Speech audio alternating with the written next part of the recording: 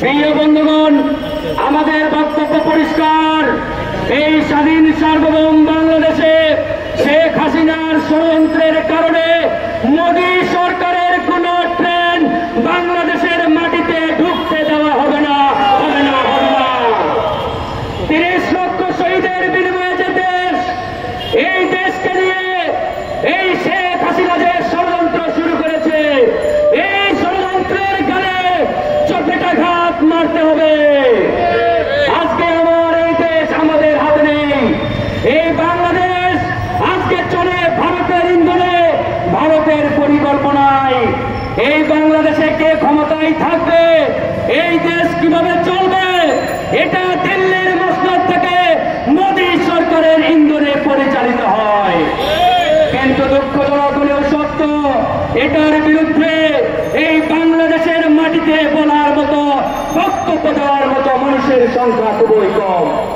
প্রিয় বন্ধুগণ, আজকে অনেকেই বলে, ভাই আপনারা এত ভারত বিরোধী কেন?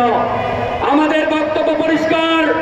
আমরা শুধু ভারতের বিরোধী নই, আমরা ভারতের বিরোধী, মোদীর বিরোধী, ভারতের 150 কোটি মানুষের বিরুদ্ধে। আমরা এ বিষয়ে কোনো আপোষ কিংবা কম্প্রোমাইজ করব না। অনেকেই বলে আমরা ভারতের বিরুদ্ধে নয়, ভারতের সরকারের বিরুদ্ধে। আরে ভাই, এই ভারত বাংলাদেশকে আজ পর্যন্ত স্বাধীন সার্বভৌম দেশ হিসাবে স্বীকারই করে নাই। তারা মনে প্রাণে কোনোদিন বিশ্বাস করতে পারে না আমাদের পাশে একটি স্বাধীন বাংলাদেশ আছে। তারা মনে করে ভারতের 29টি রাজ্য ঠিক একই কায়দায় একইভাবে বাংলাদেশ হচ্ছে আমাদের 30তম একটি রাজ্যের মতন। এভাবে এই দেশটাকে তারা লুটপাট করে খাচ্ছে। আজকে আমাদের কষ্ট লাগে, পুলিশের ভাইরা আমাদের পাহারা দিচ্ছে। আমাদের লোক সংখ্যা অনেক কম, এই মানুষ দিয়ে দেশ উদ্ধার হবে না, কিন্তু আমরা চেষ্টা চালিয়েছি। আমাদের কষ্ট লাগে, আমাদের ভ্যাট ট্যাক্সের টাকায় এই পুলিশ ভাইদের বেতন হয়। আজকে যদি এই পুলিশের ভাইরা এই গাড়িটা আমাদের পাশে না রেখে ওই রাজশাহী কিংবা ওই যশোরের বর্ডারে গিয়ে ইন্ডিয়ার বিরুদ্ধে পাহারা বসাতেন, তাহলে আমরা আপনাদের স্যালুট জানাইতাম।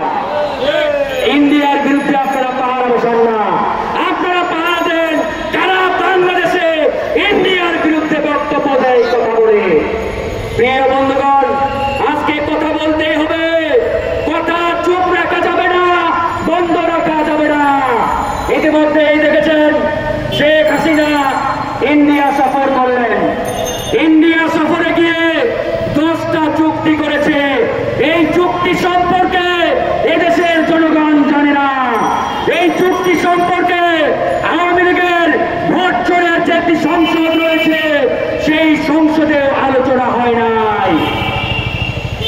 আপনারা সবাই তো জানেন, যে কোনো চুক্তি করতে গেলে সেটা পার্লামেন্টে আলোচনা করতে হয়, জনগণের মতামত দিতে হয়।